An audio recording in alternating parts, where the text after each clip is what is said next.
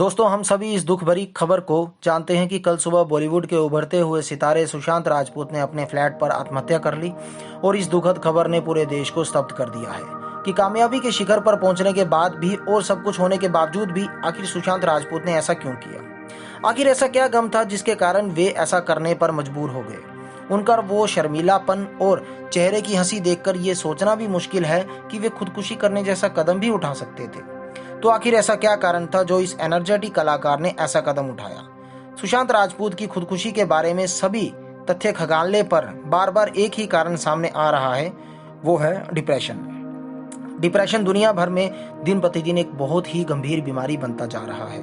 आखिर क्या है यह डिप्रेशन और क्या कारण है इसके होने का, और कैसे यह आम इंसान के साथ साथ इतने सक्सेसफुल लोगों को भी आत्महत्या का शिकार बना देता है। आइए समझने की कोशिश करते हैं आखिर डिप्रेशन क्या है। यूं तो हम अपनी जिंदगी में कई बार उदासीनता या खालीपन महसूस करते हैं, लेकिन जब ये उदासीनता या खालीपन ज्यादा लंबे समय तक हमारे मन में घर कर जाए तो ये डिप्रेशन का रूप ले लेते हैं। आइए इसे लॉजिकली समझते हैं। जब भी हम किसी काम को बार बार लगातार प्रैक्टिस करते हैं तो वह हमारी हैबिट बन जाता है और हम उस काम में निपुण हो जाते हैं, राइट।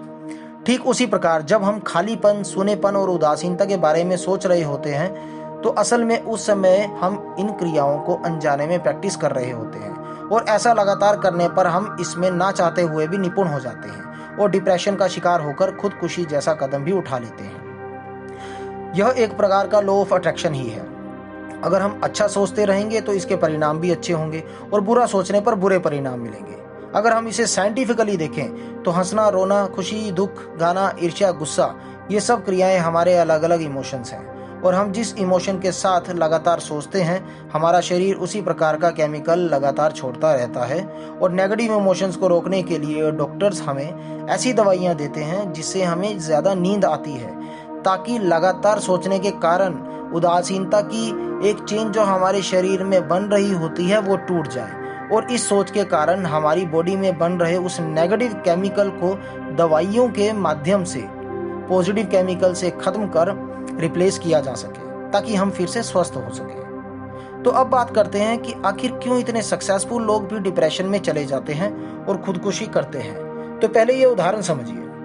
अगर हम 100 अलग अलग पत्थरों पर एक एक हथौड़ा मारेंगे तो वे पत्थर नहीं टूटेंगे, लेकिन हम एक ही पत्थर पर 100 बार हथौड़ा मारेंगे तो वह पत्थर चकनाचूर हो जाएगा। ठीक इसी प्रकार सक्सेसफुल इंसान अपने गोल के प्रति बहुत फोकस्ड होता है और अपने शरीर की 100% ऊर्जा को अपने लक्ष्य पर लगाता है, जिसे वो हासिल भी कर लेता है। लगातार अपने लक्ष्यों पर फोकस करना व उन्हीं पर अपनी पूरी ऊर्जा लगाने की वे प्रैक्टिस करते हुए इसमें निपुण हो जाते हैं, जो फिर इनकी हैबिट बन जाती है, और फिर ये नेचुरली हर काम को फोकस के साथ करते हुए उसे कंप्लीट करते हैं और लगातार कामयाबी की सीढ़ियां चढ़ते जाते हैं। लेकिन ये सब ये अनजाने में करते हैं। मतलब अभी जो लॉजिक मैंने आपको बताया ये इसे इस गहराई से नहीं जानते, ये बस इसे अपने जुनून के कारण हैबिट बना लेते हैं। दोस्तों, आपने वो कहावत तो सुनी होगी, little knowledge is always dangerous. असल में ज्यादातर सक्सेसफुल लोग इसी लॉजिक के सिद्धांत और इसकी असली जड़ का ज्ञान नहीं जान पाते, जिसके कारण इनकी फोकस व एक ही जगह ऊर्जा लगाने की ये हैबिट इनके लिए ही आत्महत्या का कारण बन जाती है। क्योंकि किसी हादसे या दुख के कारण ऐसे लोग अपनी फोकस करने की हैबिट के चलते बहुत जल्दी डिप्रेशन को पकड़ लेते हैं और आत्महत्या जैसे कदम उठा लेते हैं। यह ठीक उसी प्रकार है जैसे महाभारत में अभिमन्यु ने चक्रव्यूह में घुसना तो सीख लिया था, लेकिन उसे वहां से बाहर निकलने का ज्ञान नहीं था। जिस प्रकार पिस्तौल बनाने के बाद पिस्तौल ये नहीं देखती कौन उसका मालिक है और कौन दुश्मन, उसी प्रकार बिना ज्ञान के फोकस करने की आदत ये नहीं पहचान पाती कि क्या सही है और क्या गलत। असल में हमने जब भी फोकस के बारे में सुना तो यही समझा कि फोकस हमेशा अपने लक्ष्य पर और सही दिशा पर ही किया जाता होगा, क्योंकि ना कभी किसी ने बताया और ना हमने जानने की कोशिश की कि जाने अनजाने हम गलत दिशा पर भी फोकस कर सकते हैं। तो दोस्तों, अब जब हम ये जान चुके हैं कि हम अनजाने में भी फोकस कर रहे होते हैं, तो अब बारी आती है गलत क्रियाओं पर फोकस करने की, इस चेन को तोड़ने की, जो हम कर सकते हैं अपने घर वालों या दोस्तों के साथ समय बिताकर, किसी खास के साथ अपनी प्रॉब्लम शेयर करके, जिंदगी के सबसे खूबसूरत लम्हों को याद करके, और सबसे महत्वपूर्ण मेडिटेशन करके, या फिर साइकियाट्रिस्ट की मदद लेकर भी। पर बहुत से लोग साइकियाट्रिस्ट की सहायता सिर्फ इसी डर से नहीं लेते हैं कि सोसाइटी उन्हें जज करना ना शुरू कर दे कि कहीं वे पागल तो नहीं। तो दोस्तों, आखिर क्यों इस समाज नाम के हौवे का डर आज लगभग सभी लोगों के जहन में है? आखिर ये समाज क्या देता है? हम सबको कमाना खुद पड़ता है, खाना खुद पड़ता है, अपनी सारी प्रॉब्लम्स खुद सोल्व करनी पड़ती है। तो फिर इस समाज का डर क्यों? हम अव्वल आए अपने लिए, हम मेहनत करने पर फेल हुए अपने लिए, तो दोबारा कोशिश करेंगे। पर इसमें समाज का क्या लेना देना? और आप समाज की उन फिजूल बातों से अगर डरते हैं कि जो वो कहेंगे, तो वो गाना तो आपने सुना ही होगा, कुछ तो लोग कहेंगे, लोगों का काम है कहना, छोड़ो बेकार की बातों में, कहीं बीत ना जाए रहना। दोस्तों, डिप्रेशन का एक कारण यह भी है कि जब भी हम अपने गोल्स सेट करते हैं पर उन्हें अचीव नहीं कर पाते, तो हम डिप्रेशन में चले जाते हैं। देखिए, जहां आशा है वहीं निराशा है, जहां जीत है वहीं हार है। अगर आपको जीतने की चाह ना हो तो आप कभी हार भी नहीं सकते। लेकिन ब्रह्मांड का नियम है चलते रहना और मनुष्य का काम है कर्म करना। इसलिए मेरा मानना है कि अपने गोल्स जरूर सेट करें, पर साथ ही फ्लेक्सिबल जरूर रहें, ताकि आप कभी भी डिप्रेशन के शिकार ना हो। गोल सेट करते हुए आप खुद से कमिटमेंट करें, मैं अपनी पूरी ऊर्जा, पूरा फोकस अपने गोल पर लगाऊंगा। लेकिन अगर मैं अपने लक्ष्य पाने में नाकामयाब रहा भी, तो वो हार भी मुझे मंजूर होगी और मैं निरंतर अपने लक्ष्य की ओर प्रयासरत रहूंगा, परंतु निराश और हताश नहीं होऊंगा।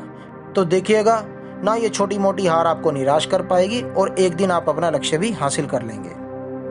बहुत से लोगों का ये सवाल होगा, आखिर सब कुछ होने के बावजूद भी सुशांत राजपूत ने ऐसा क्यों किया? तो बता दूं, जब पहली बार आप नौकरी लगे होंगे तो कुछ 2-4 दिन आपको बहुत खुशी हुई होगी, पर फिर सब कुछ नॉर्मल। फिर आपने पहली बार गाड़ी ली होगी तो दोबारा कुछ दिन आपको खुशी हुई होगी, फिर दोबारा सब कुछ नॉर्मल। इसी प्रकार सुशांत राजपूत ने भी जब अपने गोल्स अचीव किए तो उन्हें कुछ क्षणों के लिए बहुत खुशी हुई, परंतु जब यह गोल उनके हमसफर बन गए, जैसे घर की मुर्गी दाल बराबर, तो उनके लिए ये सब नॉर्मल हो गया। इसलिए उन्होंने ये लिखा भी था, ये खुशी क्षण भंगुर है। मेरे हिसाब से उनके डिप्रेशन के कारण का ताल्लुक उनके अतीत से भी है।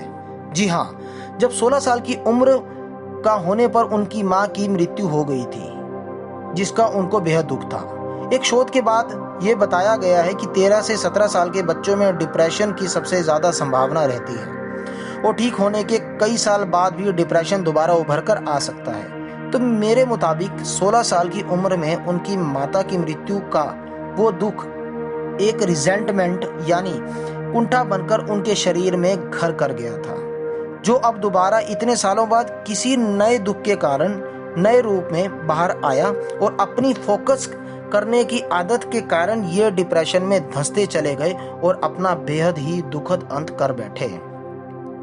सुना है छिछोरे फिल्म में इन्होंने आत्महत्या करने वालों को बहुत अच्छी सीख दी थी। काश सुशांत राजपूत खुद अपनी ये फिल्म एक बार और देख लेते तो ऐसा ना करते। लॉकडाउन के दौरान मैंने इनकी मूवी व्योमकेश बख्शी देखी थी, जो मुझे बहुत अच्छी लगी थी और मैं बेसब्री से इसके पार्ट 2 का इंतजार कर रहा था, जो अब कभी खत्म नहीं होगा। जानता हूँ ये कई लोगों के रोल मॉडल थे और बहुत से युवा इन्हें फॉलो भी करते थे। इसलिए चाहता हूँ, अगर आप इन्हें श्रद्धांजलि देना चाहते हैं तो जिस डिप्रेशन ने इनकी जान ली है, आप उस डिप्रेशन को अपना दुश्मन समझें और अपने मन से उसे हमेशा के लिए मिटा दें और उनसे भी अच्छे कलाकार बनकर दिखाएं। क्योंकि खुदकुशी करने के बाद सुशांत राजपूत भी सोचते होंगे कि उन्होंने जो किया गलत किया, लेकिन अब बहुत देर हो चुकी है। दोस्तों, जो भी बातें डिप्रेशन के बारे में मैंने बताई हैं, वो बहुत शोध करने व आजमाने के बाद कही हैं, जिसकी जानकारी आपको बहुत कम जगह मिल पाएगी। इन्हें ज़रूर समझें। आपका मित्र अतुल राजपूत। धन्यवाद।